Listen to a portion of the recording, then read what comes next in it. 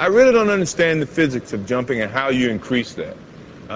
The things that I can say that I did when I was a kid to improve my jumping are very basic things. I used to ride the bicycle a lot. I used to work on jumping. I used to just try to jump and try to dunk.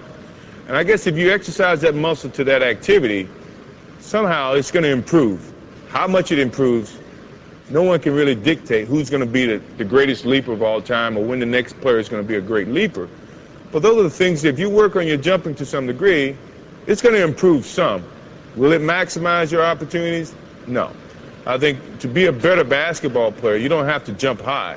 You just have to be smart in how you utilize the skills that you've been given.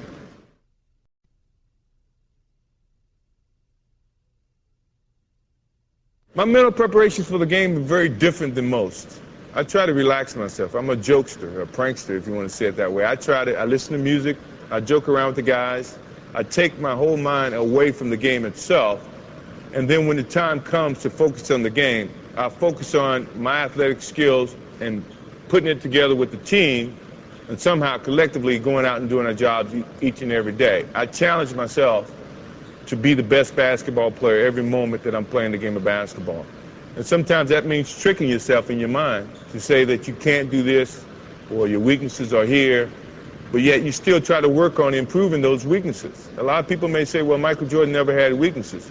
Michael Jordan had weaknesses. He just had to dig deep inside himself to figure out what they were and challenge himself to improve those weaknesses. So mentally, I like to challenge myself to go out and play a perfect basketball game. Although I know you can't do that. It's practically impossible to play a perfect game, but that doesn't mean you can't challenge yourself to do that.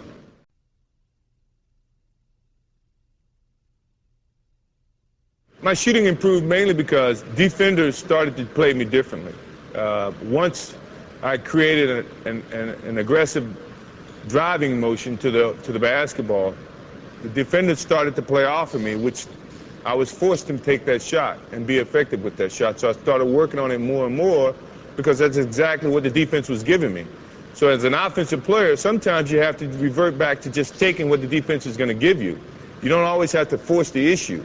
The defense is going to give you some weak points or some points that you have to attack. And when those points show up, you should attack. And you should attack with confidence that you can, force them to do other things. If the defense is going to give me an offensive shot or jump shot, I should take that shot and force the defense to come out and play him a little bit closer, which opens up other options from an offensive standpoint.